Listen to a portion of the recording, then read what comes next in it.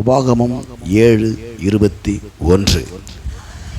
அவர்களை பார்த்து பயப்பட வேண்டாம், உங்கள் தேவனாகிய கர்த்தர் உங்களுக்குள்ளே இருக்கிறார்.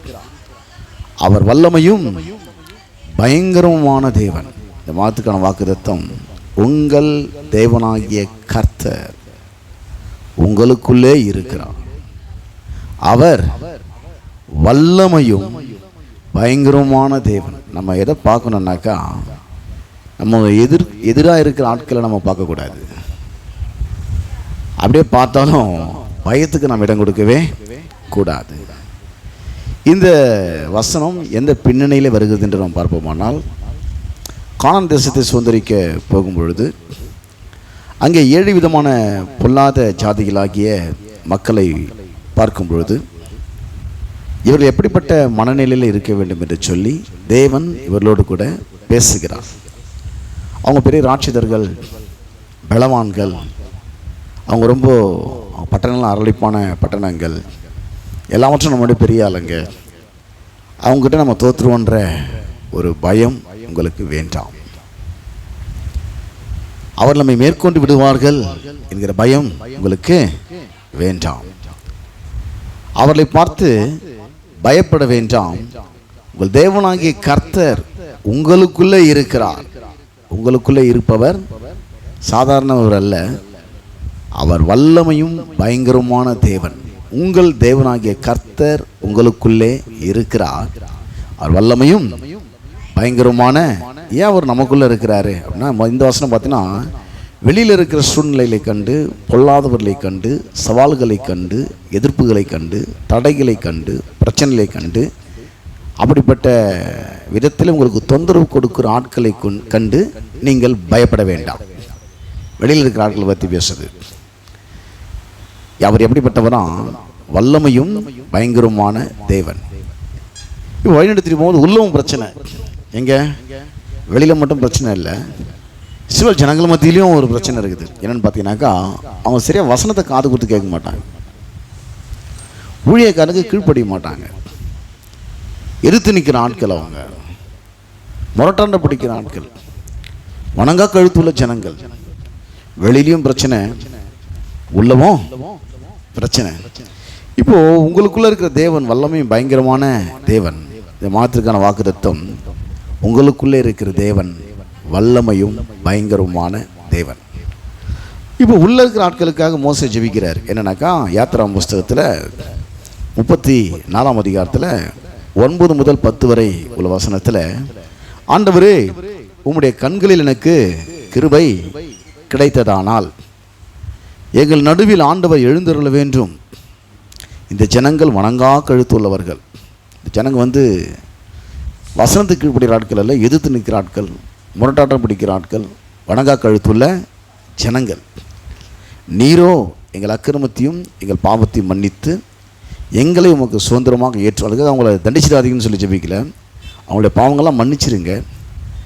அவங்க வணங்கா கழுத்துள்ள ஜனங்களாக இருந்தாலும் அதுக்குரிய தண்டனை அவங்களுக்கு வேண்டாம், அவங்கள மன்னித்து நீர் அவளை ஏற்றுக்கொள்ளும் அப்படின்னு சொல்லி ஜெபிக்கிறார் மோசே. வெளியில் இருக்கிற ஆட்களுக்கு அவங்கள பார்த்து பயந்துடாதீங்கன்னு சொல்லிட்டு, உள்ளே இருக்கிற ஆட்கள் கொஞ்சம் சரியில்லை, அவங்க வணங்கா கழுத்துள்ள ஜனங்களாக இருக்கிறாங்க, அவங்க சூழ்நிலைகளை பார்த்து சோர்ந்து போகிற ஆட்களாக இருக்கிறாங்க, அவங்க வார்த்தையின் மேலே பற்றுதலாக இராமல் சூழ்நிலைகளை பற்றி கொண்டு பேசுகிற நபராக இருக்கிறார்கள். விசுவாசத்திலே நிற்பதற்கு பதிலாக அவிசுவாசத்திலே நிற்பதிலே அவர்கள் பிரியப்படுகிறார்கள்.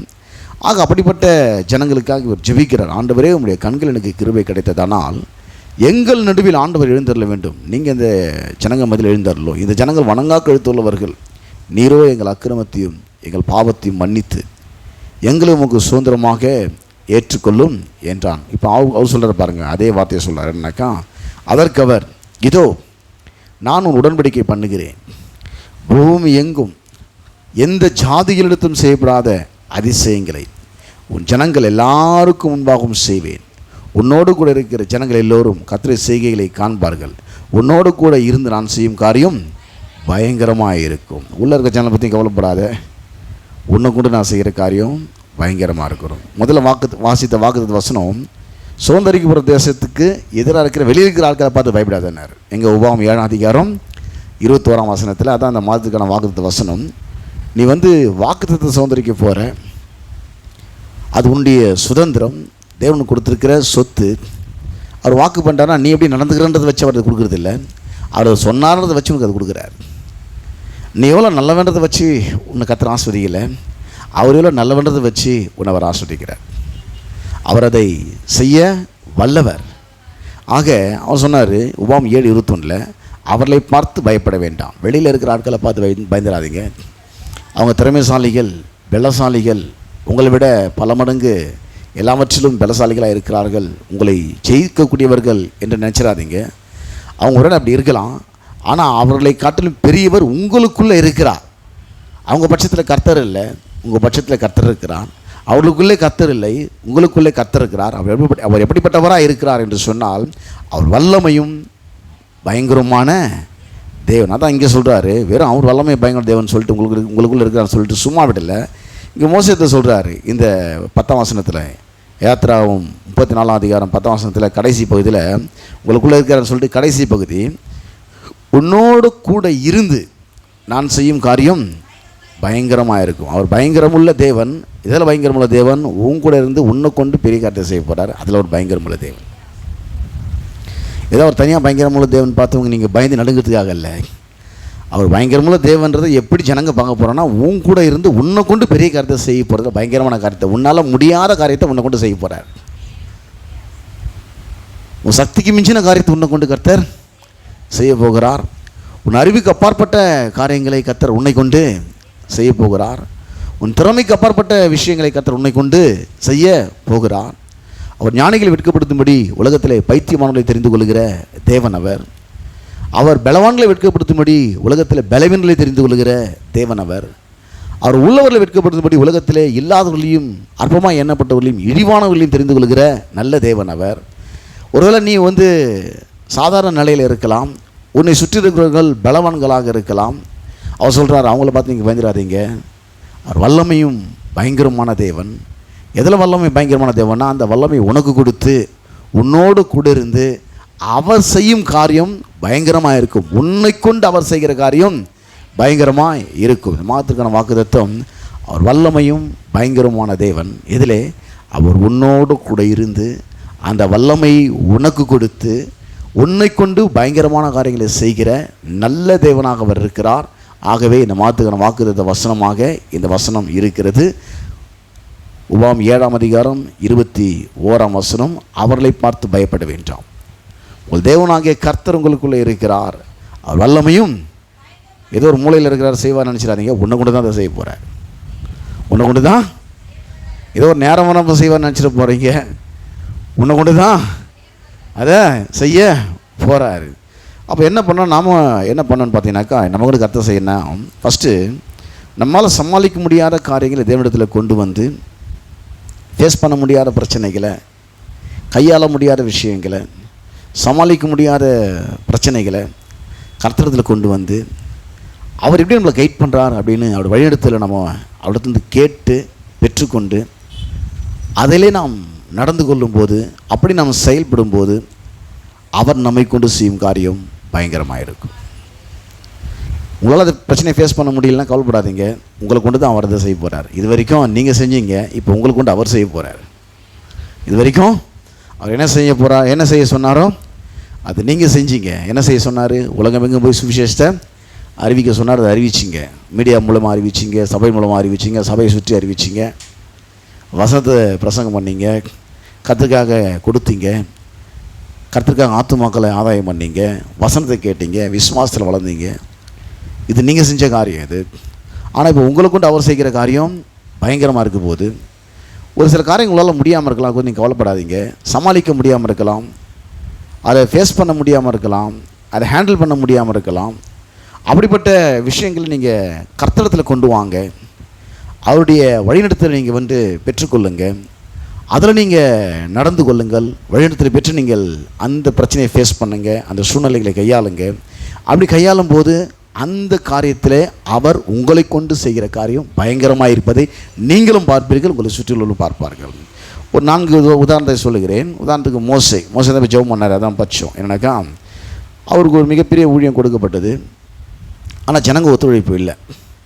எல்லாம் வணங்கா கழுத்துள்ள ஜனங்க, இருமாப்புள்ள ஜனங்க, எதிர்த்து பேசுகிற ஜனங்க, முரட்டாண்ட பிடிச்ச ஜனங்க, சொல் பேச்சை கேட்காத ஜனங்க. இவர் ஒன்று சொன்னால் அவங்க ஒன்று பேசுவாங்க. அங்கேயே செத்து போயிருப்பேன் எகிப்திலே கொண்டாந்து இங்கே வனாந்தரத்தை சாவடி அவன் கூட்டு வந்தீங்கன்னு கேட்பாங்க. அங்கே புதைக்கிறதுக்கு இடம் இல்லை, அங்கே கூட்டு வந்தீங்கன்னு கேட்பாங்க. நாங்கள் அங்கேயே செத்துருப்போமே, அவங்ககிட்ட அடி உதவி வாங்கி எகிப்திலே அடிமை வேலை செஞ்சு செத்துருப்போமே, இந்த வனாந்தரத்தை எதுக்கு கூட்டு வந்தீங்க, எங்களை அங்கே புதைக்கிறதுக்கு இடம் இல்லை, நான் இங்கே கூட்டு வந்தீங்கன்னு கேட்பாங்க. அங்கேயாவது வெள்ளரி பூண்டையும் வெங்காயத்தை நாங்கள் சாப்பிட்டுட்டு இருந்தோம், இங்கே வந்து ஒன்றுமே இல்லை, இந்த வெறும் மண்ணாவை சாப்பிட்டு சாப்பிட்டு சலிச்சு போச்சு, எங்களுக்கு இறைச்சி வேணும்னு சொல்லி அதுக்கு முறுமுறுக்கிற ஜனங்க.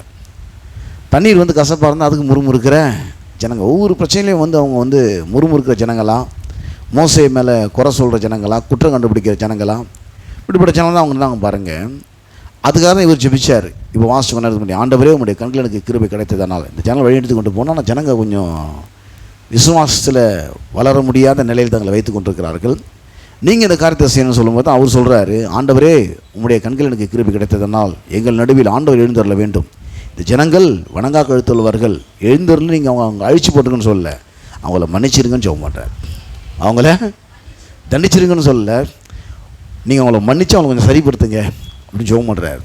அதுக்கு கற்றுக் கொடுத்த பதில் தான். அதற்கு அவர், இதோ நான் ஒரு உடன்படிக்கை பண்ணுகிறேன், பூமி எங்கும் எந்த ஜாதியிலிடத்தும் செய்யப்படாத அதிசயங்களை உன் ஜனங்கள் எல்லாருக்கும் முன்பாகவும் செய்வேன், உன்னோடு கூட இருக்கிற ஜனங்கள் எல்லோரும் கர்த்தர் செய்கைகளை காண்பார்கள், உன்னோடு கூட இருந்து நான் செய்யும் காரியம் பயங்கரமாக இருக்கும். அப்போது இந்த மோசையால் இந்த ஜனங்களை வந்து சரி பண்ண முடியல, ஹேண்டில் பண்ண முடியல, இவங்களை அங்கே கொண்டு போகணும். ஆனால் இவங்க விசுவாசம் ரொம்ப டவுனாக இருக்காங்க, சூழ்நிலையை பார்த்து பார்த்து அவிசுவாசம் தான் வளர்கிறாங்களே தவிர விசுவாசம் டவுன் ஆகினே போகிறாங்க.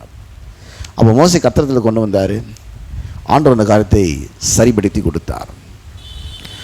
ஒரு முறை பார்த்தா 2 நாளும் 20 அதிகாரத்தில் நம்ம ஏற்கனவே பலமுறை நம்ம வாசிச்சிருக்கிறோம். 1லேருந்து 26 வசனம் வரை ஃபுல்லாக வாசின அதிகாரத்தை வாசிக்க வேண்டாம், மேலோட்டமாக உங்களுக்கு ஞாபகப்படுத்துகிறேன். அதை யோசபாத்து மற்றும் யூதா கோத்திரத்தார் அவங்களுக்கு எதிராக பார்த்தீங்கன்னா 3 விதமான கூட்டத்தார் எதிர்த்து வராங்க, அவங்களோட யுத்தம் பண்ணி அவங்கள ஜெயிக்கணுன்றதுக்காக. அப்போது யோசபாத் வந்து அதை பார்த்து பயந்து கர்த்தர் தரத்துக்கு ஒருங்குபட்டு கர்த்தர் ஆலயத்தில் வந்து காத்திருக்கிறார், கர்த்தரை தேடுறாரு. கர்த்தரை தேடும்போது கர்த்தர் அவங்களை வழிநடத்துகிறாரு. அங்கே ஒரு மனுஷனை கொண்டு கர்த்தர் பேசுகிறாரு. அப்போது இந்த நேரத்துக்கு நாளைக்கு நீங்கள் புறப்பட்டு போங்கன்னு சொல்லும்போது அவங்க கரெக்டாக புறப்பட்டு போகிறாங்க. அவங்களுக்குள்ளே ஒருத்தருக்கு ஒருத்தர் விதமாக கத்திரிமை பண்ணி வெட்டுண்டு விழுந்தார்கள். அவருடைய உடைமைகளை இவர் என்ன பண்ணாங்களாம், 3 நாளாக கொள்ளையிட்டு வந்தாங்களாம். இவங்க போய் சண்டை போடல, சண்டைக்கு வந்தவங்க சண்டை போட்டு ஒருத்தவங்க அவனே அழிஞ்சு போயிட்டான். அப்போ பார்த்தீங்கன்னாக்கா இவங்களால் யோசபாத்தால் ஃபேஸ் பண்ண முடியாத ஒரு பிரச்சனையை கர்த்தரிடத்தில் அவர் கொண்டு வந்தார்.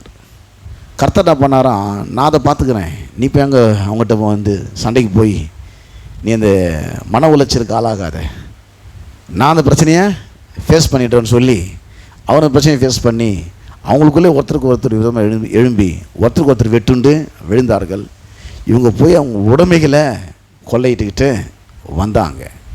அப்போது இவங்களால ஃபேஸ் பண்ண முடியாத யோசபாத்தாலும் இஸ்ரவேல் கூட்டத்தாரோடும் யூதா ஜனங்களாலும் கையாள முடியாத அந்த பிரச்சனையை கர்த்தரிடத்திலே கொண்டு வந்தார்கள். அதாவது நம்மால் வந்து ஹேண்டில் பண்ண முடியாத, சமாளிக்க முடியாத எப்படிப்பட்ட சூழ்நிலைகளாக இருந்தாலும், சவால்களாக இருந்தாலும், பிரச்சனைகளாக இருந்தாலும், எதிர்ப்புகளாக இருந்தாலும், தடைகளாக இருந்தாலும், அல்லது அப்படிப்பட்ட ஒரு சூழலை நீங்கள் சிக்கியிருந்தாலும் அதை நீங்கள் கர்த்தரிடத்தில் கொண்டு வந்து ஆண்டவரே இந்த சூழ்நிலை என்னை வழிநடத்தும் என்று சொல்லி பரிசுத்தரோட வழிநடத்தல் நீங்கள் பெற்று அவருடைய வழிநடத்தில் நீங்கள் நடந்து கொள்ளும்போது, அதில் நீங்கள் செயல்படும்போது அவர் உங்களை கொண்டு செய்கிற காரியம் பயங்கரமாக இருக்கும்.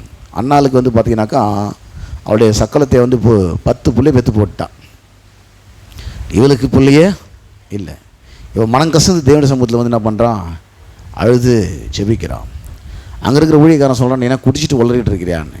இன்றைக்கி ஊழியக்காரன் அப்படி கேட்டால் அந்த வரும் சபைக்கே ஜனங்க வரமாட்டாங்க. ஆனால் அவன் வந்து ரொம்ப தாழ்மையாக பதில் சொல்கிறாரு, தாழ்மையாக பதில் சொல்கிறான். அந்த ஊழியக்காரன் கூட தான் கர்த்தர் பேசினார், நீ சமாதானத்தோடு போ அப்படின்னு, சமாதானத்தோடு போகணும். பாருங்கள், இத்தனை புள்ள பெத்தான்றது மேட்டர் கிடையாது. இவர் பெற்றது ஒரே ஒரு புள்ள. அந்த ஒரு புள்ள பார்த்தீங்கன்னா சாமுவேல் தீர்க்கதரிசி, 2 ராஜாக்கள் அபிஷேகம் பண்ண மிகப்பெரிய தீர்க்கதரிசி.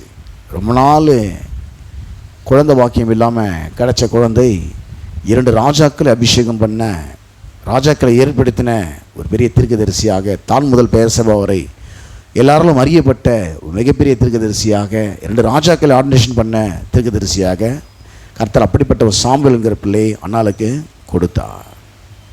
அதேபோல் பார்த்தீங்கன்னாக்கா கிதியோன், அவனுக்கு எதிராக பார்த்தீங்கன்னாக்கா நியாயாதிபதிகள் 7ஆம் அதிகாரம் ஃபுல்லாக வாசிக்க வேண்டாம்.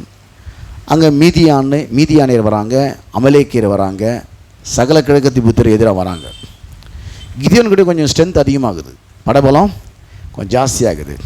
2 பேரும் யுத்தத்துக்கு போகிறாங்க. இப்போ கிதியோன் கர்த்தர்கிட்ட கேட்குறாரு, ஆண்டவரே நாங்கள் யுத்தத்துக்கு போகிறோம், இங்கேயும் ஸ்ட்ரென்த்து ஜாஸ்தி, அங்கேயும் ஸ்ட்ரென்த்து ஜாஸ்தி. இப்போ கர்த்தர் பார்த்தாரு, உன் ஸ்ட்ரென்த்தை வச்சு போயிட்டு இவ்வளோ ஜனத்தை வச்சு ஜெயிச்சுட்டு நீ பெருமை பாராட்டி வைப்பேன், அந்த பெருமை உன்னுடைய பலத்துக்கோ இந்த ஜனத்துக்கோ வரக்கூடாது. ஆனாலும் போயிட்டு ஒரு ஆத்திரத்தை நிற்க வை, ஜனங்களை நிற்க வச்சு எல்லாரும் தண்ணி குடிங்கன்னு சொல்லு. யார் முழங்கால் போட்டு தண்ணி இப்படி எடுத்து குடிக்கிறாங்களோ அவங்கள செலக்ட் பண்ணு. யார் போன ஸ்பீடில் உட்காந்து அப்படியே கவுந்தாச்ச மாதிரி தண்ணி அப்படியே படுத்து குடிக்கிறானோ அவங்கள ரிஜெக்ட் பண்ணிவிடு அப்படின்னு எல்லாம் அந்த தண்ணி தாகத்தில் போயிட்டு எல்லாம் கவுந்து வச்சு தண்ணி அப்படியே குடித்தாங்க பாருங்கள். 22,000 பேர் அவங்கள ரிஜெக்ட் பண்ணியாச்சு. கொஞ்சம் பேர் தண்ணியை முழங்கால் போட்டு இப்படி குடித்தாங்க. ஒரு 14,000 பேர் கிட்ட இருக்கும். அப்போது அதுலேயும் கர்த்தர் ஃபில்டர் பண்ணுறாரு, யார் அதில் பயம் திகில் உள்ளவனோ அவனை வெளியே போயிடலான்னு. யுத்தத்துக்கு போய் எல்லோரும் பாதி பேர் போயிட்டான். கிட்டத்தட்ட பாதி பேரில் 3/4 பாகத்துக்கு அதிகமாக ஜனங்க போய் 300 பேர் தான் நிற்கிறாங்க அங்கே. அந்த 300 பேர் வச்சு இப்போ இவ்வளோ பேர் ஜெயிக்கணும். இருக்குது எத்தனை பேர்? 300 பேர். 300 பேர் வச்சு ஒரு மிகப்பெரிய கூட்டத்தை ஜெயிக்கணும். மீதியானியர், அமலேக்கியர், சகல கிழக்கத்தி புத்திரர், மிகப்பெரிய லட்சக்கணக்கான மக்களோட யுத்தம் பண்ணி 300 பேர் வச்சுன்னு ஜெயிக்கணும். கர்த்தர் சொன்ன மாதிரியே இவர் செயல்பட்டார். ஒரு கையில் எக்காலத்தை பிடிச்சிங்க, ஒரு கையில் பானை வச்சிங்க, தீவெட்டி வச்சிங்க. தேவனாகிய கர்த்தர் தான் கிதியோனின் தேவன் என்று நீங்கள் முழங்குங்கள், ஆர்ப்பரிங்கள் சொல்லி அவங்க ஆர்ப்பரித்த உடனே இதே மாதிரி தான் அங்கேயே நடந்துச்சு. அவங்க ஒருத்தருக்கு ஒருத்தர் அடிச்சு செத்து போயிட்டாங்க. இவங்க போயிட்டு என்ன பண்ணாங்க, ஆசீர்வாதம் சுந்தரிச்சுட்டு வந்தாங்க. ஒரு மிகப்பெரிய பொறுப்பிலே ஒரு மிக சிறிய ஒரு பையன், அவன் பேர் சாலமோன், அவன் விட்டான். அவனுக்கு ஒரு பெரிய பிரச்சனை, வயசுலேயும் சின்னவன், அனுபவமும் இல்லை, அறிவும் இல்லை. காலேஜ் படிக்கிற அளவுக்கு பையன் கிடையாது, அவன் ஸ்கூல் படிக்கிற அளவுக்கு பையன்.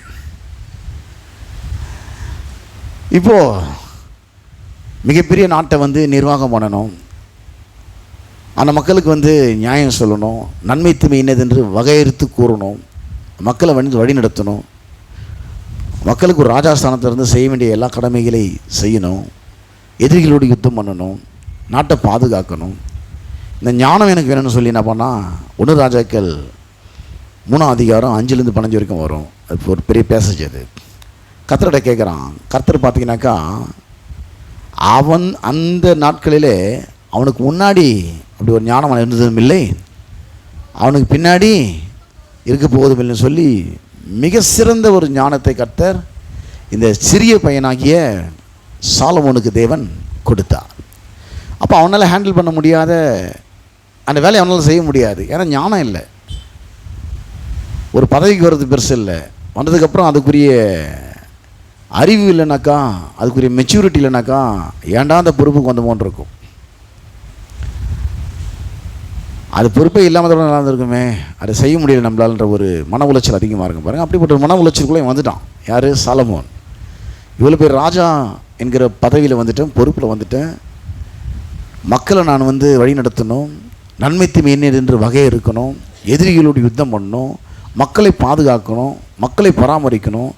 இந்த சின்ன வயசில் இவ்வளோ ஞானம் எனக்கு இல்லையேன்னு சொல்லி அந்த பிரச்சனையை அவனால் ஹேண்டில் பண்ண முடியாத, சமாளிக்க முடியாத, அவனால் ஒன்றும் பண்ண முடியாது, அந்த விஷயத்தை அவனால் ஒன்றும் பண்ண முடியாது, கர்த்தர் தான் அதை பண்ணி ஆகணும் அப்படின்னு சொல்லி கர்த்தர்கிட்ட கொண்டு வரும்போது கர்த்தரனுக்கு ஞானத்தை கொடுத்து அவனை கொண்டு கர்த்தர் செய்த காரியம் பயங்கரமாக இருந்தது.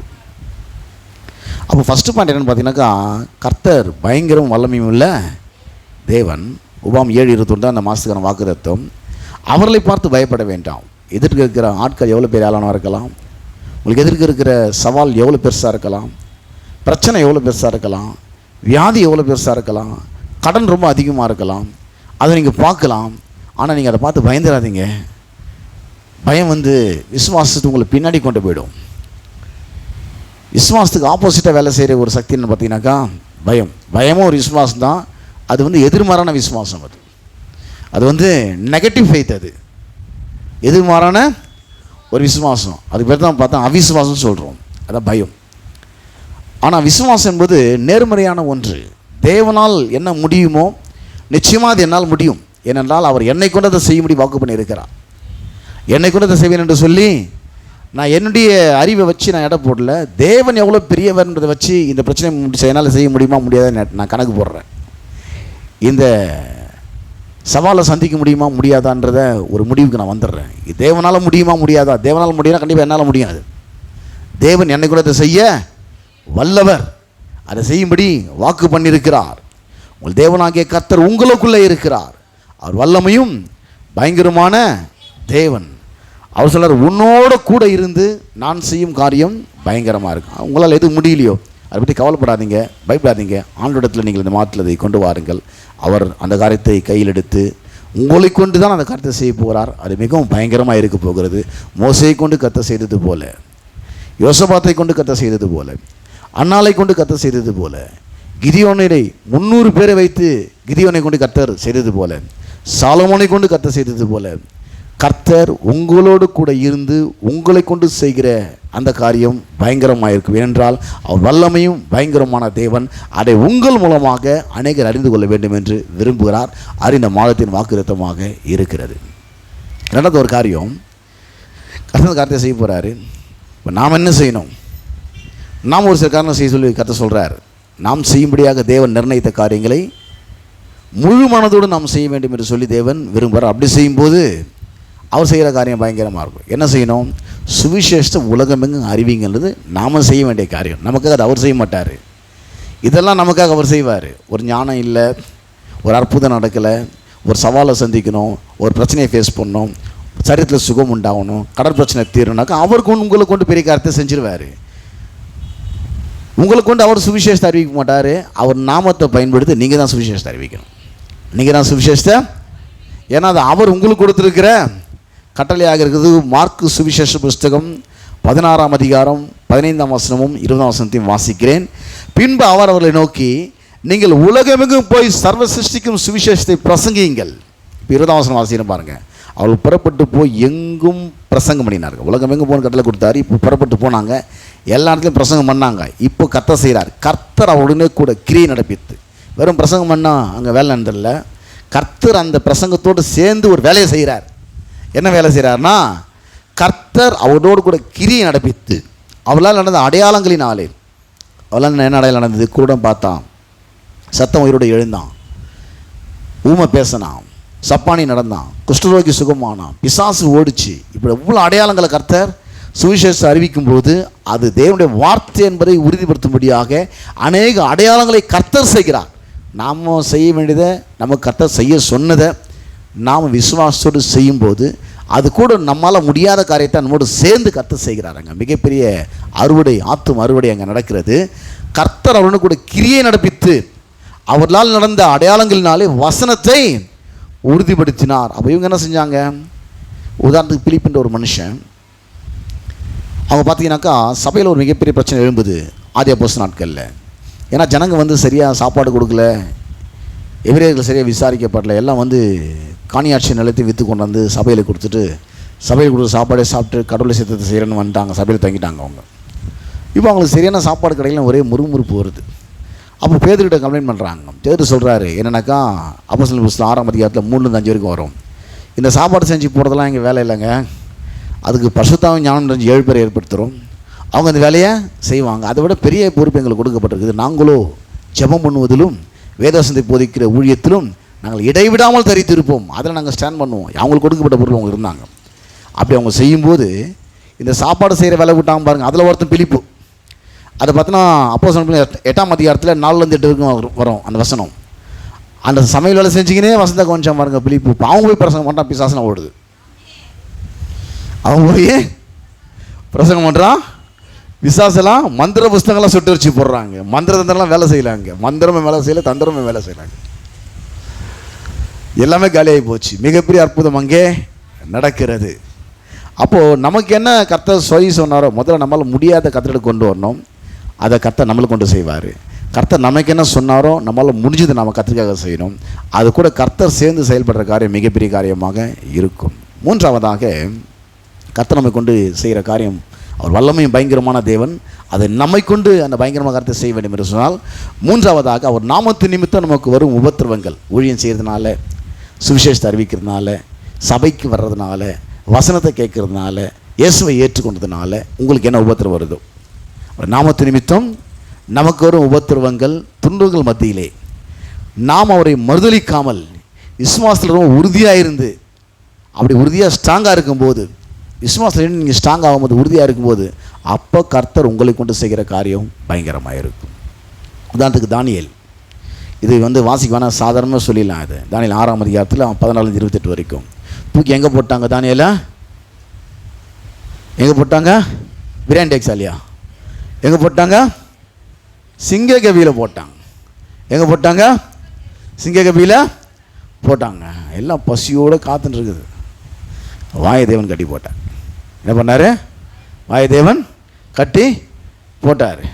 அப்போ பார்த்தீங்கன்னாக்கா இந்த தானியேல் அந்த ராஜாவை வச்ச பொருசிலே தான் வணங்கணும், அதை தவிர எதையும் வணங்கக்கூடாதுன்னு பெரிய சட்டத்தை போட்டாங்க. அப்போது அவர் எப்பவும் போல் கத்துற 3 மேலே கத்துற என்ன பண்ணாராம்? தொழுது கொள்ள ஆரம்பித்தார். அதில் ஒரு பிரச்சனை கண்டுபிடிச்சாங்க. இவன் ஞாயிற்றுக்கிழமை வேலைக்கு வானா சர்ச்சைக்கு போகிறான். அதில் ஒரு குறையை கண்டுபிடிச்சி இவன் மேலே ஆக்ஷன் எடுக்கணும். ஞாயிற்றுக்கிழமை வேலைக்கு வேணா எங்கே போகிறான்? சர்ச்சுக்கு போகிறான். அந்த வேலையை போகணும், சர்ச்சு தான் போகணும். அது ஒரு நல்ல வேலையை கற்றுன்னு கொடுப்பார். அதை விட நல்ல வேலையாக கற்றுறவங்களுக்கு ஒன்று, அதில் நல்ல வேலையை கற்றுன்னு கொடுக்கணும்.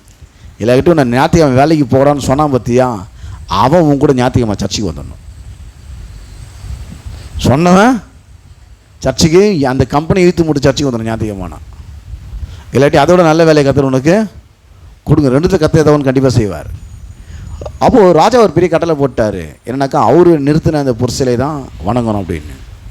அப்போ இவர் என்ன பண்ணாராம்? ராஜா கட்டளைக்கு மீறி உண்மையான தேவனை அவர் ஆராதித்தார். ஆராதிக்கும் போது இதை ஒரு பெரிய கம்ப்ளைண்ட்டாக கொண்டு வந்துட்டாங்க.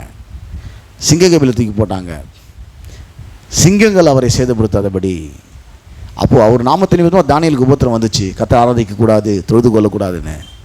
அவர்களுக்கெல்லாம் ரொம்ப மசையில் பாருங்கள், ஸ்ட்ராங்காக நின்னார், உறுதியாக நின்னார். எந்த இடத்துல நீங்கள் சபைக்கு போகிற எப்போ சிறத்தில் ஸ்ட்ராங்காக இருந்துடணும். வாயை அடக்குவாங்க, அப்போ தான் சவுண்ட் அதிகமாக விடணும். எங்கே கதை சித்தத்தை செய்யக்கூடாது வாயை அடக்குறாங்களோ, பர்த்திமேய்க்கிறவன் வந்துனே இருந்தான். சொன்னாங்களாம், நசனாக்கு இயேசு வராருன்னு. இவன் மெதுவாக கூப்பிட்டுருக்கான், இயேசுவே நிற்கிறாங்க. வாயை கூப்பிட்றாங்க. அப்போ தான் என்ன பண்ணால் இன்னும் கொஞ்சம் ஜாஸ்தியாக கூப்பிட்டாலாம். தாவீதின் குமாரனே, நசனாக்கு இயேசுவே, எனக்கு எப்போ என்னை வாயை திறக்கும் அப்போ தான் ஜாஸ்தி பேசுவான். நீ சும்மா இருந்தாலும் அமைதியாக பேசிட்டு போயிருப்பேன். நீ சும்மா இருந்தாலும் அமைதியாக பேசிட்டு போயிருப்பேன். எங்கள் ஆஃபீஸில் சில நேரத்தில் ஏதாவது ஒரு முக்கியமான நிகழ்ச்சி வரும்போது என்ன பண்ணாங்க, எல்லாருக்கும் ஸ்வீட்டு பாக்ஸில் எடுத்தாந்து ஸ்வீட் கொடுப்பாங்க. அப்போ என் பேரில் ஒரு சில ஸ்டாஃப்ஸ் இருப்பாங்க. எனக்கு சுகர் இருக்குது அவங்களுக்கு தெரியும். சார் நீங்கள் ஸ்வீட் சாப்பிடக்கூடாதுன்னு. எப்போ இவன் சாப்பிடக்கூடாதுன்னு சொல்கிறான், அப்போ தான் இன்னொரு ஸ்வீட் எக்ஸ்ட்ரா சாப்பிடுவேன். நீ சும்மா இருந்தால் ஒரு ஸ்வீட்டோட யாரை கட்டு போயிருப்பேன். நீ சும்மா இருந்ததுன்னா ஒன்னோடு விட்டுட்டு போயிருப்பேன். எப்போ நீ சாப்பிடாதுன்னு சொன்னியோ அப்போ தான் ஒன்று எக்ஸ்ட்ரா சாப்பிடுவேன். ஒன்று சுகர் என்ன சாப்பிடணும், இல்லை சுகரை நான் சாப்பிட்ணும். யார் சாப்பிட்றாங்களோ முடிவு பண்ணிடலாம். சுகர் என்ன சாப்பிட, சுகரை தான் நான் சாப்பிடுவேன். அப்போ என்ன பார்த்தீங்கன்னாக்கா வாய் அடக்கு நாங்கள் பர்த்திமையை கூப்பிட்டேன். இவன் என்ன பண்ணான் தெரியுமா, இன்னும் கொஞ்சம் ஜாஸ்தி கூப்பிட்டான். தானியேலுக்கு சட்டம் போட்டாங்க. என்னன்னாக்கா நீ இந்த கடவுள்லாம் ஆராதிக்கூடாதுன்னு. அப்போ தான் கடவுளை ஆராதிச்சார் அவர். அதேபோல் சாத்ராக் மேஷாக் ஆபேத்நேகோ அவனோட ஃப்ரெண்ட்ஸு, அவங்க 3 பேரும் கர்த்தரை ஆராதிக்கிறாங்க. கூப்பிட்டு சொல்லிட்டான் ராஜா, இனிமேல்லாம் பண்ணக்கூடாதுன்னு. தூக்கி ஒன்று அக்னி சூழல போடுவேன். என் தேவன், நான் இடைவிடாமல் ஆராதிக்கிற தேவனை தப்புவிப்பார். இந்த அக்னி சூளைக்கும் ராஜாவுடைய கைக்கும் என்னை தப்புவிப்பார், விடுவிப்பார். அப்படி விடுவிக்காமல் போனாலும் இவர் தான் நாங்கள் தொழுது கொள்வோம். நாங்கள் அப்போ என்ன பண்ணலாம், தூக்கி தானியேல் 3ஆம் அதிகாரம் 5-6 வரைக்கும் வரும், 17-20 வரைக்கும் வரும், 24-30 வரைக்கும் வரும். ஒரே அதிகாரத்தில் இந்த பேசேஜெல்லாம் வரும். வீட்டில் போய் வாசிச்சுங்க. 7 மடங்கு சூடாக்கிட்டாங்க. எத்தனை மடங்கு? 7 மடங்கு சூடாக ஆக்கிட்டாங்க. சாதாரணமாகவே இவர் கொஞ்சம் கோவக்காரு. இவர் 7 மடங்கு டென்ஷன் ஆகினா எப்படி பேசுவாங்க, கொஞ்சம் யோசனை பண்ணி பாருங்கள். 7 மடங்கு டென்ஷன் ஆகினாக்கா அது வாயிலேருந்து வார்த்தை, அவன் எத்தனை மடங்கு டென்ஷன் ஆனாலும் சரி நீங்கள் அதை கூல் பண்ணிட்டு வந்துடுவீங்க. உங்களால் அதை முடியும். ஏன்னா 7 மடங்கு சூடு ஆக்கி இவனை கொண்டு போய் போட்டவன் சுருண்டு வந்துட்டான். இவங்க 3 பேரும் அப்படியே உலாவுறாங்க. 4வது ஒரு ஆள் அங்கே உலாவிட்டு இருக்கிறாரு. ஏன்னா அவங்களுக்கு கூட தேவன் செய்த காரியம், அவரோட நாமத்து நிமித்தம் உங்களுக்கு உபத்திரம் வந்துச்சுன்னா, ஊழியம் செய்யறதுனால பிரச்சனை வந்துச்சுன்னா, சுவிசேஷம் அறிவிக்கிறதுனால பிரச்சனை வந்துச்சுன்னா, சபைக்கு வர்றதுனால பிரச்சனை வந்துச்சுன்னா, வசனத்தை கேட்கறதுனால பிரச்சனை வந்துச்சுன்னா, வசனத்தை கை கொள்றதுனால பிரச்சனை வந்துச்சுன்னா, சபைக்கு போகிறதுனால வேலையில் வந்து போகக்கூடாதுன்னு சொன்னாங்கன்னா, அதனால் நீங்கள் அப்படிப்பட்ட சூழ்நிலை நீங்கள் கர்த்தருக்காக நிற்கும்போது, கர்த்தர் இந்த தானியேலை கொண்டு செஞ்ச காரியம் எப்படி பயங்கரமாக இருந்ததோ, சாத்ராக் மேஷக் ஆபேத்நேகோ கொண்டு செய்த காரியம் எப்படி பயங்கரமாக இருந்ததோ, அப்படி உங்களை கொண்டு செய்கிற காரியமும் பயங்கரமாய் இருக்கும். ஏன்னா இந்த நிர்விச்சாரணை பண்ணுமா பின்மாற்ற ஜீவியத்தை கொண்டு வந்துடும். இந்த பின்மாற்ற ஜீவியத்தை விட்டு நீங்கள் மனம் திரும்பும்போது கர்த்தர் உங்களை கொண்டு செய்கிற காரியம் பயங்கரமாக. அப்படியே டல்லாக சபைக்கு வர்றதும், பாட்டு பண்ண இப்படி இப்படி இப்படி கை தட்டுறதும், அப்படியே வீட்டுக்கு போகிறது பார்த்தீங்கன்னாக்கா இருக்க அப்படி டவுனாக போயின்னு இருக்கும். அது அப்படி போகும். அவங்க எதுலேயுமே இன்வால்வ்மெண்ட் ஆக மாட்டாங்க பாருங்களா. அப்படி வாரத்தில் கூப்பிட்டு சொல்லணும், வேலையில் போய் அப்படி இருந்து பாரு, 1 ஹவரில் வெளியே வீட்டுக்கு அனுப்பிச்சிடுவோம் சொல்லி போவோம். வேலைக்கு போய் அப்படி இருந்து பாரு, அடுத்த நாள் ஒன்று சேர்க்க மாட்டான் வேலையில். எப்போ நீ கிளம்ப வேற ஆள் அப்பாயின்மெண்ட் பண்ணிடுறேன்னு சொல்லுவான். வேற ஆள் நான் அப்பாயின்மெண்ட் பண்ணிடுறேன். அங்கே போனால் உன் சின்சியரிட்டி காட்டுறல, ஸ்கூல் போனால் உன்னுடைய சின்சியரிட்டி காட்டுறல, அப்போ சபைக்கு வந்தால் உன்னை பொழுதுபோக்குற இடமா ஒன்று இருக்குது. கர்த்தரை ஆராதிக்க முடியாதா உன்னால்? கர்த்தரை துதிக்க முடியாதா உன்னால்? இதனை பொழுதுபோக்குற இடமா? இதனை பட்டிமன்றமா? இல்லை சர்க்கஸா? இல்லை நாடக மேடையா? இல்லை வேறு ஏதாவது பொழுதுபோக்குற இடமா? இது கர்த்தரை ஆராதிக்கிற இடம், கர்த்தரை அறிந்து கொள்கிற ஒரு இடம் இது. அந்த இடத்துல வந்து அவனுக்கு முழு கவனம் அங்கே தான் இருக்கணும். பாருங்கள், அவர் சொல்கிறார், இந்த அரைக்குறையாக வர ஆட்களை வேணான்றார். எப்படி பண்ணணும்? உன்னுடைய முழு உள்ளத்தோடு, முழு மனதாக, அவனுடைய முழு கவனம் மதன் மேலே இருக்கணும். பக்கத்தில் யாருக்கானு தெரியக்கூடாது. அவனுக்கு பக்கத்தில் யாருக்கான கூட தெரியக்கூடாது. முழு மனதோடு, முழு சிந்தைன்னா ஃபுல் சிந்தனை ஃபுல்லாக ஒரு ஆராதனையில் மட்டும்தான் இருக்கணும். வேறு எதுலேயும் இருக்கவே கூடாது. கர்த்தத்தில் அன்பு கூறுவாயாக. கர்த்தத்தில் அது அன்பு கூறுன்னு சொன்னால் முழு இன்வால்மெண்ட்டோடு செய், முழு ஈடுபாட்டோடு அதை செய்யணும்னா அது பேர் நிர்விச்சாரம். அப்போ பைபிள் வசனம் பார்த்தா எபிரேயர் 6ஆம் அதிகாரத்தில் 4லேருந்து 6 வரைக்கும் வாசிக்கிறோம். ஒன்று இருந்தால் தானியேல் மாதிரி, சாத்ராக் அபிஷேகம் மாதிரி அப்படியே ஃபயராக அப்படி ஃபயராக இருக்க முடியாமல் போச்சுனாக்கா இந்த நிர்விச்சாரம் வந்துச்சுன்னா எபிரேயர் 6ஆம் அதிகாரம் 4லேருந்து 6 வரைக்கும் வாசிக்கிறோம். ஏனெனில் ஒரு தரம் பிரகாசிக்கப்பட்டும் பரம ஈவை ருசி பார்த்தும் பரிசுத்தாவியை பெற்றும் ஒரு முறை நீ வந்து ஆண்டோடைய அன்பு நீ உணர்ந்துட்ட, நீ ஆண்டவரால் பிரகாசிக்கப்பட்டுட்ட, அவருடைய பரம ஈவனை ருசி பார்த்துட்ட, பரிசுத்தாவியை நீ பெற்றுட்ட, இதெல்லாம் பெற்றும் தேவனுடைய நல்வார்த்தையும் இனி வரும் உலகத்தின் பலன்களையும் ருசி பார்த்தோம், அவருடைய வார்த்தை கேட்டு அறிந்து அறிவில் வளர்ந்துட்ட. அப்படி பண்ணிவிட்டு மறுதளித்து போனவர்கள், அதில் ஈடுபாடு காண்பிக்காமல் போனவர்கள், தேவனுடைய குமாரனை தாங்களே மறுபடியும் சிலுவையில் அறைந்து அவமானப்படுத்துகிறபடினால். அப்படின்னு அர்த்தம் என்ன அர்த்தம்? அது என்ன அர்த்தம்? உங்கள் ஓனர் உங்களை கூப்பிட்றாரு விஷயம் பேசுறதுக்கு, நீங்கள் பாருங்க அப்படியே நின்றுந்தீங்கன்னா அது என்ன அர்த்தம்? அதை நீங்கள் அவமானப்படுறதுக்கு அர்த்தம். என்ன அர்த்தம்? அது அவரை அவமானப்படுத்துறதுக்கு அர்த்தம். சபையில் வந்து கர்த்தரை நீ ஆராதிக்க வேண்டிய வீட்டில் நீ ஆராதிக்கலாம், நீ கர்த்தரை இதை அவமதித்ததற்கு அர்த்தம், கர்த்தரை நீ அவமானப்படுத்துறதுக்கு அது அர்த்தம். அப்போ கர்த்தர் சொல்கிறாரு, அவமானப்படுத்துகிறபடினால். யாரை? கர்த்தரை அவமானப்படுத்துகிறபடினால் மனம் திரும்பிக்கிறது அவர்களை மறுபடியும் திரும்ப ஒன்று ஷைன் பண்ணுறது கொஞ்சம் கஷ்டன்றார், கூடாத காரியம். அப்போ என்ன பண்ணணுமோ இனிமேல் கொஞ்சம் மனம் திரும்பணும். என்ன மனம் திரும்பணும்? எப்படிப்பட்ட சூழ்நிலைகள் மத்தியிலும் சரி, என்னால் முடியாத பிரச்சனையை கர்த்தர்கிட்ட கொண்டு வருவேன். கர்த்தர் எனக்கு சொன்னதை நான் ஒழுங்காக செய்வேன். என்ன சொன்னதை என்ன பண்ணுவேன்? ஒழுங்காக நான் செய்வேன். அதில் நான் என்ன பண்ண மாட்டேன்? பின்வாங்க மாட்டேன். 3வது, அவர் நாமத்து நிமித்தம் எவ்வளோ பிரச்சனை வந்தாலும் சரி, எவ்வளோ தடைகள் வந்தாலும் சரி, எவ்வளோ போராட்டங்கள் வந்தாலும் சரி, அது 4 பேர் என்னை அதை குறித்து அவமதிச்சாலும் சரி, அதுதான் கரெக்டாக அதை தான் செய்வேன். அவங்களுடைய அங்கீகாரம்லாம் எனக்கு தேவையில்லை. அவங்கள அங்கீகாரலாம் எனக்கு தேவையில்லை. அவங்க அங்கீகரிக்கணும் அவசியமும் இல்லை. அவங்க அங்கீகரித்தாலும் ஒரு பெரிய ஆஸ்பத்திரி வந்துட்டு போகிறதும் இல்லை. அவங்க தப்புன்னு சொல்லலாம் அதை செய்வேன், அவங்க சரின்னு சொல்லலாம் நான் அதை செய்வேன். கர்த்தர் சித்தம் இதான் தெரிஞ்சிச்சுன்னா அதுக்கு அவங்களுடைய ஒப்பீனியன் எனக்கு தேவையில்லை, அவசியம் இல்லை. அதுக்கு அவங்க அனுமதிக்கணும், அங்கீகரிக்கணும் அந்த அவசியமே எனக்கு இல்லை. அது கர்த்தருடைய சித்தம் தெரிஞ்சால் நான் அதை செய்வேன். எது கர்த்தருடைய சித்தம்? எல்லா சத்தியத்தை அறிகிற அறிவை அடையணுன்றது கர்த்தருடைய சித்தம். கர்த்தரை ஆராதிக்கிறது கர்த்தருடைய சித்தம். அவர் நாமத்து நிமித்தம் எவ்வளோ உபத்திரம் வந்தாலும் சரி, துன்பங்கள் வந்தாலும் சரி, அப்புறம் விசுவாசத்தில் இன்னும் கொஞ்சம் ஸ்ட்ராங் ஆகிடுவேன், டவுன் ஆக மாட்டேன். விசுவாசத்தில் ஸ்ட்ராங் ஆகிட்டு இன்னும் நான் கர்த்தரை துதிப்பேன், அடுத்த அந்த பிரச்சனையை கொண்டு வருவேன். அவர் தானியேலை சிங்க கெபியிலிருந்து கர்த்தர் காத்தது போல, சாத்ராக் மேஷாக் ஆபேத்நேகோ கர்த்தர் அக்னி சூளையிலே கர்த்தர் பாதுகாத்தது போல நிச்சயமாக என்னையும் கர்த்தர் என்ன பண்ணுவார், பாதுகாப்பார். இனி நான் நிர்வச்சரமாய் இருக்க மாட்டேன். என்ன பண்ணும் தெரியுமா? இதே எபிரேயர் 10:25-28 இருக்கும். சபை கூடி வருதலை சிலர் விட்டு விடுறது போல, அதான் நிர்விச்சாரம். ஒழுங்காக சர்ச்சுக்கு வர மாட்டாங்க. என்ன பண்ண மாட்டாங்க? ஒழுங்காக சர்ச்சுக்கு வரமாட்டான்னு அர்த்தம். காலையில் வருவோம், சாயந்தரம் வரமாட்டான், சாயந்தரம் வருவோம், காலையில் வரமாட்டான். அதான் சர்ச்சுக்கு ஒழுங்காக வராமல் போகிறது. சர்ச்சுக்கு வராமல் போகிறது. அப்போது சபை கூடி வரல சில விட்டுடுறது போல நாம் விட்டு விடாதபடிக்கு என்ன பண்ணுமா? புத்தி சொல்லணுமா? அந்த வசனம் அங்கேயே எழுதி போட்டு வச்சுக்கிறோம். அது இங்கே இருக்கு பாருங்க, எபிரேயர் 10:25.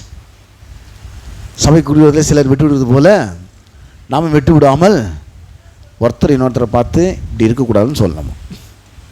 என்ன பண்ணோம்? வராத ஆளை பார்த்து வந்த ஆள் நான் சொல்லக்கூடாது, நீங்களே சொல்லிக்கணும். என்ன பண்ணோம்?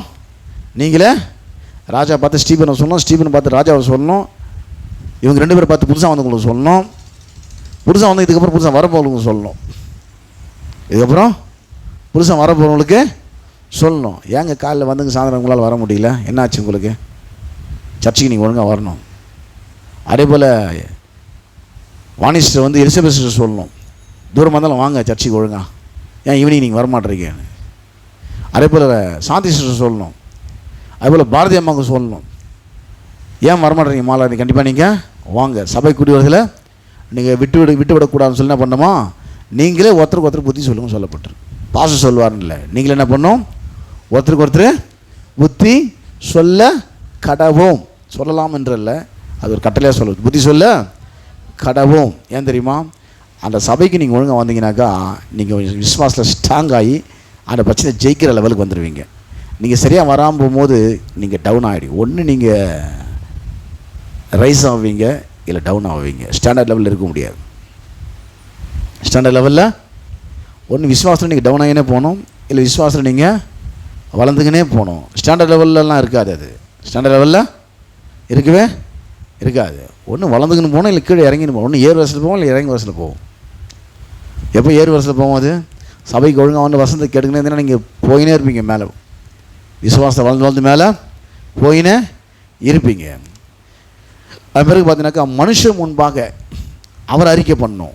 உங்கள் பிரச்சனை பண்ணிட்டு இருக்கக்கூடாது, உங்கள் தேவை எவ்வளோ பெருசுன்னு சொல்லிட்டு இருக்கக்கூடாது, உங்கள் வியாதி எவ்வளோ பெருசுன்னு சொல்லியிருக்காது, நீங்கள் கட்ட வேண்டிய ஸ்கூல் ஃபீஸ் எவ்வளோ அதிகம்னு சொல்லிருக்கக்கூடாது, உங்கள் கடன் எவ்வளோ ஜாஸ்தின்னு சொல்லியிருக்கக்கூடாது. அவரை அறிக்கை பண்ணணும். என்ன பண்ணோம்? அவரை மத்தேயு புஸ்தகத்தில் 10ஆம் அதிகாரத்தில் 28ஆம் வசனம் வாசிக்கிறேன், அப்புறம் 32-33 வாசிக்கிறேன். ஆத்மாவை கொள்ள வல்லவளாயிராமல் சரீரத்தை மாத்திரமே கொள்வது நீங்கள் பயப்பட வேண்டாம், ஆத்மாவின் சரீரத்தையும் நரகத்தில் அடிக்க வல்லவருக்கே பயப்படுங்கள் அப்படின்னு சொல்லிட்டு 32ஆம் வசனம். மனுஷர் முன்பாக என்னை அறிக்கை பண்ணுகிறோன் எவனோ அவனை நானும் பரவத்தில் இருக்கிற மனுஷனுடைய கர்த்தரை என் தேவை சந்திப்பார் நீ சொல்லிட்டீங்கன்னாக்கா அவர் ஏன் சொல்லுவாரான்? இவன் சொல்லிக்கிறான் தேவத்துவத்திலே அவன் தேவை சந்திக்கிறது, நீங்கள் இப்போ அதை கொண்டாந்து கொடுங்கன்னு சொல்லுவார்.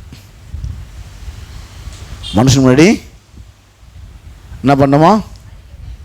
அவர் அறிக்கை பண்ணோம். என் தேவன் தம்முடைய விஷயத்தின்படி என் குறைவெல்லாம் கிறிஸ்துவுக்குள் இவ்வளோ கட்டினாங்க. ஆமாம், அவர் அக்கௌண்ட்லேருந்து எடுத்து கட்டு வைப்பார். எனக்கு என் அக்கௌண்ட்டில் காசு இல்லாமல் இருக்கலாம், அவர் அக்கௌண்ட்டில், அவருடைய பர்சனல் அக்கௌண்ட்டில். தம்முடைய விஷயத்தின் அர்த்தம் அவருடைய பர்சனல் அக்கௌண்ட்லேருந்து எனக்கு கொடுப்பான்னு அர்த்தம். அவருடைய பர்சனல் அக்கௌண்ட்டில் அது அமௌண்ட்டு ஜாஸ்தி. பூமி நிறைவும் கர்த்தருடையது.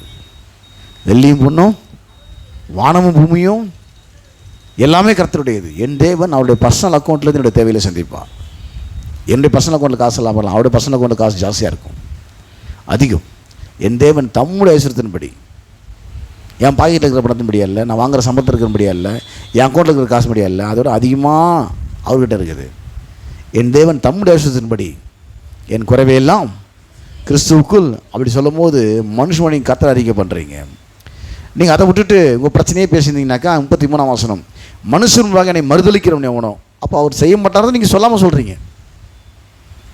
அவர் செய்ய மாட்டான்றத பிரச்சனையை சொல்லியிருந்தீங்கன்னாக்கா உங்கள் கடன் பிரச்சனையை சொல்லின்னு இருக்கிறது, உங்கள் வியாதியை சொல்லின்னு இருக்கிறது, உங்கள் தேவையை யார்கிட்ட சொல்லியிருக்கிறது, சொல்கிறது தப்பு இல்லை, ஜெபிக்கிறது எல்லார்ட்டையும் அதே சொல்லின்னு இருக்கிறது. மனுஷனுடைய தேவன் சுகமாக்குறவன்னு சொல்லுங்கள், தேவையில் சந்திக்கிறவன்னு சொல்லுங்கள், கர்த்தர் அதை எனக்கு செய்வான்னு சொல்லுங்கள், கர்த்தருக்கு அதை செய்து முடிப்பான்னு சொல்லுங்கள். அதை விட்டு உங்கள் பிரச்சனை நீங்கள் சொல்லியிருந்தீங்கன்னாக்கா, மனுஷன் என்னை மறுதளிக்கிறவன் எவனோ அவனை நானும் பரவத்தில் இருக்கிற என் பிதா முன்பாக மறுதளிப்பேன். இங்கே பிதா சின்ன இடத்துல, இன்னொரு இடத்துல பார்த்தீங்கன்னா தேவதூதன் வரும். ஃபஸ்ட்டு பிதாவோட சொல்லிடுறான் இயேசு. ரெண்டாவது என்ன பண்ணுறாராம், லூக்கா 12ஆம் அதிகாரத்தில் 8-9 வசனம் அது தேவதூதன் வரும். இப்போ நம்ம மத்தேயில வாசித்தோம். மத்தேயு 10:32-33 இயேசு என்ன பண்ணுறாராம், பிதாவின்படி பிதாவுக்கு முன்பாக நம்ம அறிக்கை பண்ணுறார். இவன் என் நாமம் தரிக்கப்பட்ட பிள்ளை, என்ன அறிக்கை பண்ணுறான், ஆக இவனுக்கு இந்த காரியத்தை செய்யணும் அங்கே சொல்கிறாரு. சொல்லிட்டு அத்தோடு விட்டு இல்லை, இப்போ தேவதூதனுக்கும் சொல்கிறார். என்ன சொல்கிறாருன்னா, லூக்கா 12:8-9 வரைக்கும், அன்றையும் நான் உங்களுக்கு சொல்லுகிறேன், மனுஷர் முன்பாக என்ன அறிக்கை பண்ணுகிறேன் எவனோ அவனை மனுஷகுமாரனும் தேவதூதன் முன்பாக அறிக்கை பண்ணுவார். ஏன் பண்ணுறாரு, அவருடைய வார்த்தை கேட்டு அதுபடி செய்கிற பலத்த சௌரியன்ல அவங்க. ஏன் சொல்கிறாரு, அவங்க வேலை என்னது, அவருடைய வார்த்தை கேட்டு எவ்வளோ பெரிய ஆள் வந்தாலும் சரி குருட்டாட்டம் பிடிக்க பண்ணுவாங்க. லோத்துக்கு முன்னாடி பெரிய கும்பலே வந்துச்சு லோத்து வீட்டுக்கு, எல்லாம் தடவி ஓடி போட்டான். வரந்து குருட்டாட்டம் பிடிக்க பண்ணுவார்.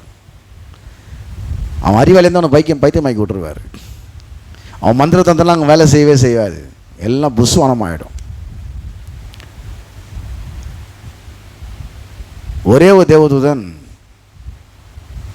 யுத்தம் பண்ணும்போது 1,26,000 பேர் வெட்டி வீழ்த்தினானா.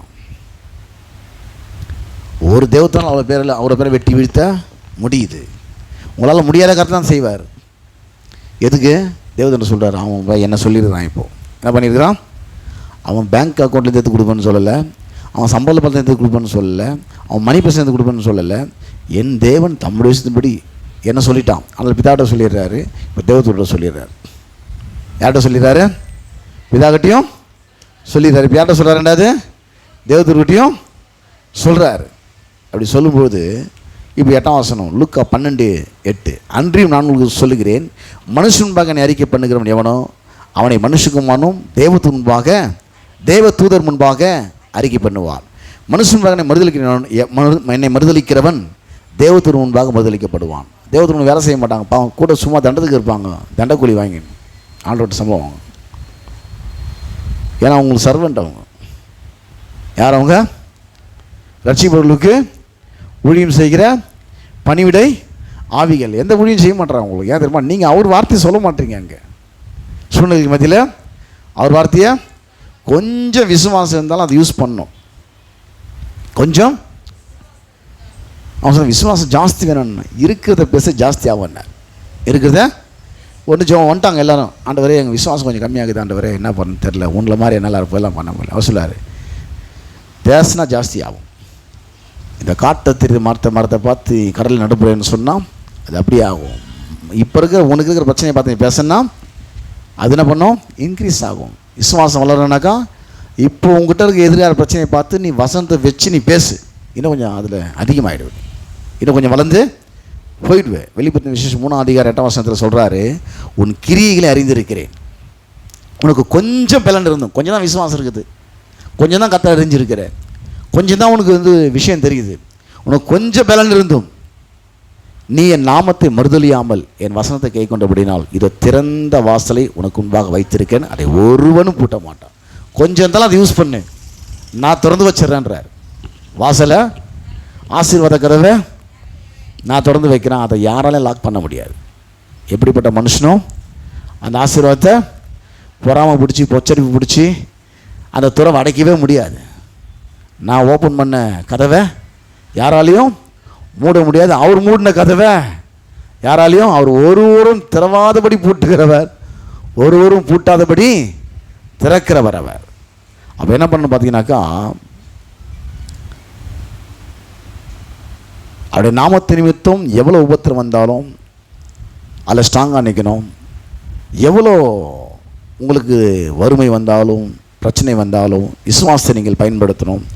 அதான் நீங்கள் விசுவாசத்தை பயன்படுத்தும் தேவன் என்ன பண்ணுறாராம், பிதா கிட்ட சொல்கிறாரு, தேவதூதர்கிட்டயே சொல்கிறாரு, அந்த வேலை ஆட்டோமேட்டிக்காக நடந்து முடிஞ்சிடும். அவர் செய்கிற காரியம் பயங்கரமாக இருக்கும். நல்லது, ஒரு சின்ன குறிப்பை சொல்லி முடிச்சிடுறேன், எனக்கு டைம் அதிகமாக தான் போகுது, இதை அரைக்குடியாக விட்டால் நல்லா இருக்காது. நல்லது, ஒரே ஒரு பாயிண்ட். நம்முடைய வறுமை தரித்திரம் இல்லாமையில் கர்த்தருக்கு கொடுப்பதில் உண்மையாக இருக்கும்போது, வறுமை தரித்திரம் இல்லாமையில் கர்த்தருக்கு கொடுப்பதில் உண்மையாக இருக்கும்போது கொடுப்பதில் ஐஸ்வர்யவானாக இருக்க முடியும். 10 லட்சம் வச்சுன்னு ஒருத்தன் தரித்திரமாக இருக்க முடியும். 1000 ரூபா வச்சுன்னு ஒருத்தன் பணக்காரனாக இருக்க முடியும். 10 லட்சம் வச்சுக்கின்னு ஒருத்தன் தரித்திரனா இருக்க முடியும். 1000 ரூபா வச்சுக்கின்னு ஒருத்தன் பணக்காரனாக இருக்க முடியும். அந்த 1000 ரூபாயில் 100 ரூபாய் வச்சானா அவன் பணக்காரன் ஆகிடுவான். அந்த 10 லட்ச ரூபா அவனை வச்சுருந்தானா கண்டிப்பாக தரித்திரம் ஆகிடுவான். கொஞ்ச நாள் கழிச்சு காணாமல் போய்டும் அந்த காசு. கொஞ்ச நாள் கழிச்சு அப்படியே கொஞ்சம் கொஞ்சமாக குறைஞ்சி புஷ்ஷுன்னு போய்டும். 1000 ரூபா வச்சுன்னு ஒழுங்காக 100 வதைக்கிறான் பார்த்தியா, அவன் பல லட்சங்களுக்கு பல கோடிகளுக்கு அவன் அதிபதியே மாறிடுவான். ஏன்னாக்கா அவன் அதில் உண்மையாக இருந்தான். யாக்கோபு எல்லாத்துலேயும் தில்லுமுள்ளு பண்ணுறவன், எங்கேயுமே உண்மையாக இருக்க மாட்டான். அவன் அப்பாவை ஏமாற்றிடுவான், அண்ணனை ஏமாற்றிடுவான், மாமனாரை ஏமாற்றிடுவான், பொண்டாட்டியை ஏமாற்றிடுவான், எல்லோரும் ஏமாற்றி எல்லாருக்கிட்டையும் வேலை காட்டுறவன். அவன்கிட்ட உண்மையே பார்க்க முடியாது. ஆனால் ஒரு விஷயத்தில் உண்மையாக இருந்தான் அவன். ஏன்னா ஆதியாகமம் புஸ்தகத்தில் 28ஆம் அதிகாரத்தில் 22ஆம் வசனத்தில் சொன்னான், நான் கோலுங்கையமாக போகிற ஆண்டவரே அப்படின்னு சொல்லிட்டு ஒரு பொருத்தனை பண்ணுறான்.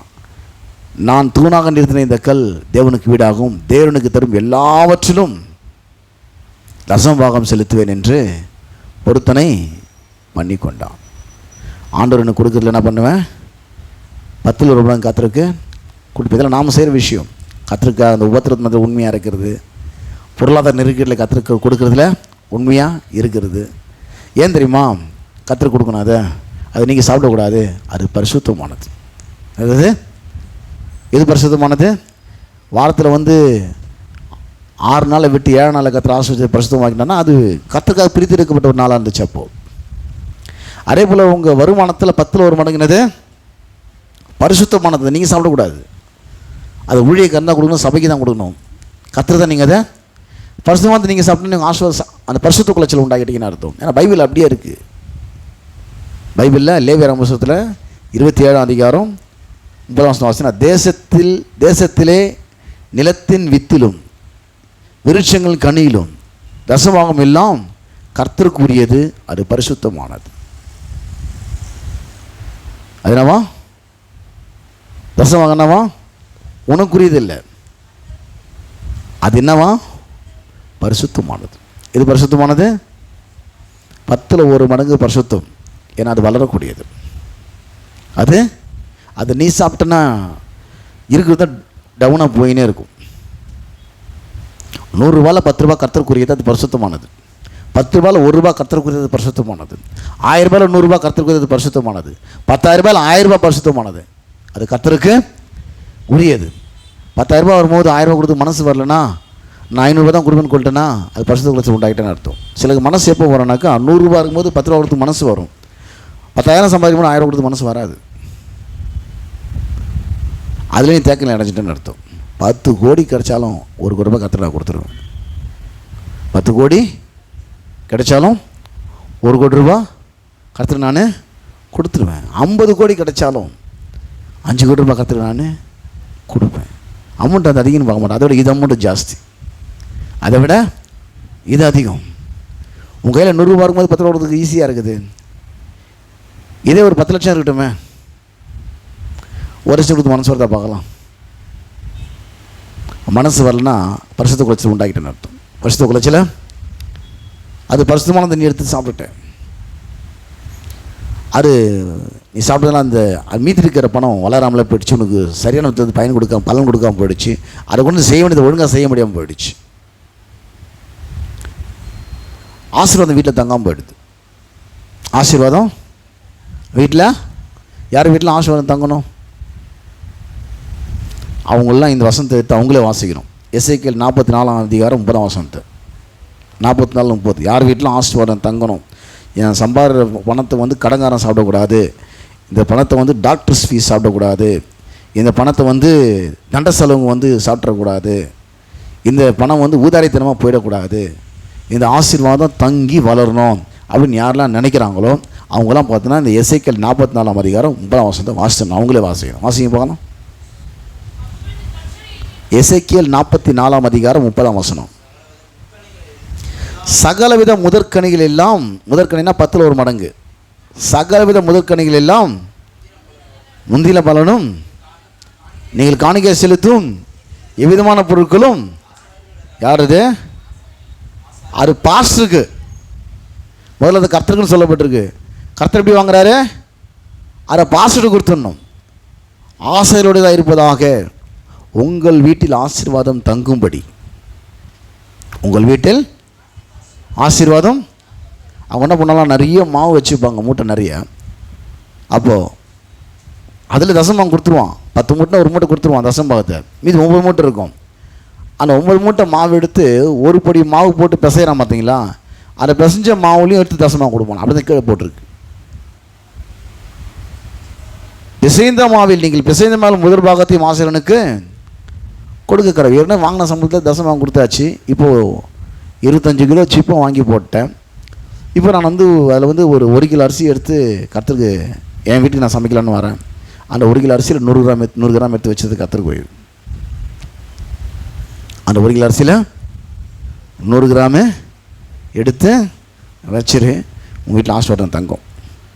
உங்கள் வீட்டில் இன்றைக்கி நீ சாப்பிட்ற, நாளைக்கு 10 பேர் சாப்பிடுவான், நாளன்னைக்கு 50 பேர் சாப்பிடுவான். நீ ஒரு ஆசீர்வாதத்தின் வாய்க்காலாக இருப்பாய். நீ அநேகருக்கு கனி கொடுக்குற ஒரு மரமாக இருப்பாய். இலையுதாக இருக்கிற மரம். இல்லை உனக்கே 10 ஆகிடும். யாருன்னா வீட்டில் விருந்தாளி வராங்க, இப்போ இல்லைங்க வீட்டில் சும்மா தான் இருப்பேன். இல்லை நாங்கள் வெளியே போகிறேன்னுவேன். நீ வெளியே போக மாட்டேன். ஏன்னா அவங்கள கூட்டு உட்காந்து சோறு பார்த்து விட்டு உண்மையிலே காசு. அதான் உன்னுடைய உண்மையான பிரச்சனை. நீ என்ன சொல்ல, நான் வெளியே போகிறேன்னு சொல்லுவேன். ஏன் சொல்கிற? உங்கள் வீட்டில் ஆசீர்வாதம் தங்கலை. ஆசீர்வாதம் ஒரு கெஸ்ட்டு வந்தால் அவங்கள பராமரிக்கிறதுக்கு ஆசீர்வாதம் இல்லை. அவங்கள தங்க வச்சு சோறு போடுறதுக்கு ஆசீர்வாதம். ஏன்னா உனக்கே 10 இருக்குது. அதை பார்த்து அவன் உன்னை கேவலமாக நினச்சிருவானோ, உன்னுடைய இல்லாமையை பார்த்து வறுமையை பார்த்துன்னு சொல்லி அவங்ககிட்ட ஒரு பொய், நான் வெளியில் போகிறேன் வீட்டில் இல்லை அப்படின்னு. எத்தனை பேர் வந்தாலும் அவங்கள உட்கார வச்சு சாப்பாடு போட்டு அனுப்ப உங்களால் முடியும். ஏன்னா அவங்க வீட்டில் ஆசீர்வாதம் தங்கும். தங்கன்னா நீ சாப்பிட்றதுலேருந்து எடுத்து முதல்ல ஆசிரியனுக்கு என்ன பண்ணணும், கொடுக்கணும். முதல்ல ஆசிரியர் தசம்பாகத்தை கொடுத்துட்டு அவங்க பிசைகிற மாவுலையும். இப்போ நம்ம அரிசி எடுத்து போட்டு ஒலை வைக்கிற மாதிரி ஒலை வைக்கல. அவங்க ப்ரெட்டு சாப்பிட்டாங்க, சப்பாத்தி சாப்பிட்டாங்க, ப்ரெட்டு சாப்பிட்டாங்க. மாவை பிசைஞ்சு அப்பம் சுட்டு அதை சாப்பிடுவாங்க. மாவை பிசைஞ்சு அப்பம் சுட்டு சாப்பிடும். அந்த பிசைஞ்ச மாவில் முதல் பண்ணி எடுத்து கத்திர வைப்பாங்க. அப்போ ஆசீர்வாதம் தங்குச்சான் வீட்டில். ஆசீர்வாதம் வீட்டில் தசம்பாகத்துக்கு கர்த்தருக்கு கொடுக்கும்போது அது பரிசுத்தமானது, அது கர்த்தருக்குரியது. சரி, கர்த்தருக்குரியது எப்படி கொடுத்து கர்த்தருக்கு இப்படி சொல்லி பார்க்கலாம். பேசாமல், ஆண்டவரே நான் இவ்வளோ காசு வச்சுருக்கிறேன் ஆண்டவரே, இதை எப்படி கொடுக்குதுன்னு தெரியல, பாஸ்ட்டு கொடுக்குதா என்ன பண்ணுறதுன்னு தெரியல, அவர் கொடுத்தா அவர் சர்ச்சை வாடகை கட்டுறாரு, கரண்ட் பில் கட்டுற, உனக்கு எப்படி போய் சேரும் எனக்கு தெரியாது. ஒரு அவர் கூட சாப்பிட்ருவார், உனக்கு சரிமா சார் எனக்கு சரியாக தெரில. ஆனால் ஒன்று பண்ணுறான் ஆண்டவரே, என்ன பண்ண போகிறப்பா, நான் அந்த பணத்தை அப்படியே தூக்கி மேலே போடுறேன், உனக்கு தேவைதான் நீ எடுத்துக்கோ, கீழே ஊதலாம் எழுந்து. இந்த பணத்தை அப்படியே தூக்கி மேலே போட்டுடுறேன், உனக்கு தேவையில்லை நீ எடுத்துக்கிற, மீதி கீழே விடுதலாம் எழுந்து. கண்டிப்பாக அப்படி எடுக்க மாட்டார் அவர். பாஸ்டர் வச்சுருக்க போய் கொடுன்னுவார். யாரை வச்சுருக்கிறேன்? பாஸ்டர். ஆசாரியர்களுக்குரியது யாருக்குரியது? எதுக்கு? உன் வீட்டில் ஆசீர்வாதம் தங்கிறதுக்கு அங்கே கொடுக்கணும். நீ உன் வீட்டில் ஆசீர்வாதம் தங்கிறதுக்கு அங்கே கொடுக்கணும். 5வது ஒரு காரியத்தை சொல்லி முடிச்சிடுறேன். நம்முடைய பகுத்தறிவுக்கு அப்பாற்பட்டு சில நேரத்தில் பகுத்தறிவு ஒத்துக்காது. மோசே சொல்லிட்டான், எதுவுமே இல்லை நேரத்தில் நீங்கள் அப்பம் புசிப்பீங்க, அது இறைச்சி புசிப்பீங்க ஒரு மாதம் சொல்லிட்டான். சொல்லிட்டு கத்திர ஜோன், ஆண்டவர் எப்படிப்பா ஆடு மாடு லட்சோட போகாதுன்னு என்னை கரம் குறுகி போச்சுன்னு நினைக்கிறியா? கர்த்தர் ஒரு கீழ்காற்றை வீச பண்ணார், நிறைய காடைகள் கொண்டு வந்து குஞ்சு போச்சாங்க. நான் சொன்னதை நீ சொல்லு, பகுத்தறிவில் போட்டு யோசிக்காத. சொன்னதை காணாமக்கள் எந்த சொல்லிட்டு தண்ணீர் போய் திராட்சம் தண்ணீர் போய் பரிமாறுன்ட்டார். எதுன்னு போகிறவங்க தண்ணி தான் இருந்துச்சு, அது ஊற்றுமத்த ரசமாக மாறிச்சு. நான் சொன்னதை நீ செஞ்சிரு. பயங்கரமான திறமசாலி மீன் பிடிக்கிறதுல பேதுரு, அவன் திறமை ஃபெயிலர் ஆகி உக்காண்டான் பாவம். நைட்டெல்லாம் மீனை பிடிச்சி ஒன்றும் மாட்டாமல் வெறும் மலை அழைச்சிட்ருக்கான். அவனுக்கு யார் படகு கொடுப்பா, ஸ்டேஜாக தான் பிரசங்கம் பண்ணான். சரி, மீன் பிடி தான் யூஸ் ஆகலை, பிரசங்கத்துக்காக பிரசங்கம் மாட்டியாக பயன்பட்டவன் கொடுத்தான். அவன் பிரசங்கத்தை பண்ணி முடிச்சுட்டு வந்தார். ஆழத்தை தள்ளி கொண்டு போய் வலைய அவன் சொல்கிறான், பகலெல்லாம் மாட்டாத ஆண்டவர், நைட்டில் தான் மாட்டான். நைட்லேயே மாட்டல. அவன் என்ன சொல்ல வரான்னா, எனக்கு பகல்லையே பசு மாடு தெரியாது, இருட்டில் எங்கே எருமாடு தெரிய போகுதுன்னு சொல்கிறான். பகல்லையே பசு மாடு கணக்கு தெரியாது, இருட்டில் எங்கே எரும மாடு தெரிய போகுது. எனக்கு இது மாட்டாதாண்டே, எனக்கு நைட்லேயே மீன் மாட்டல, பகல் எப்படி இது மாட்ட போகுது. ஆனால் நீ சொல்லிட்டு என்ன போடுறேன், நீங்கள் சொல்லிட்டீங்கன்னு பகுத்தறிவுக்கு அப்பாற்பட்ட விஷயந்தான். அங்கே போனால் வலை கிழியத்தக்கதான மீன்கள், வலை கிழியத்தக்கதான மீன்கள். அப்போ என்ன பண்ண பார்த்தீங்கன்னாக்கா, ஒரு 5 பாயிண்ட் சொன்னதை சுருக்கமாக ஞாபகப்படுத்துகிறவங்களுக்கு ஞாபகம் வச்சுட்டு இன்னும் கொஞ்சம் டைம் ஆனாலும், முதல்ல நம்முடைய தேவன் வல்லமையும் பயங்கரமான தேவன். கர்த்தர் நம்மை கொண்டு அந்த பயங்கரமான காரியத்தை நாம் சந்திக்கிற சவால்கள் மத்தியிலே, நாம் சந்திக்கிற எதிர்ப்புகள் பிரச்சனைகள் மத்தியிலே, நாம் சந்திக்கிற எல்லா விதமான சூழ்நிலைகள் மத்தியிலே நம்மை கொண்டு பயங்கரமான காரியத்தை செய்ய விரும்புகிறார். நம்மால் சமாளிக்க முடியாத காரியத்தை தேவனத்தில் கொண்டு வந்து ஆவியான நடத்துதலை பெற்று அந்த விதத்தில் நாம் அதை கையாளும் போது அந்த பயங்கரமான காரியத்தை நம்ம வாழ்க்கையிலே செய்கிறார். ரெண்டாவது, நாம் செய்யும்படி தேவன் நிர்ணயித்த காரியங்களை முழு மனதோடு நாம் செய்யும்போது, சுவிசேஷத்தை அறிவிக்கிற விஷயமா இருந்தாலும் சரி, அதை நாம் முழு மனதோடு நாம் செய்யும்போது. மூன்றாவது, நாமத்து நிமித்தம் நமக்கு உபத்திரங்கள் வரலாம், துன்பங்கள் வரலாம்.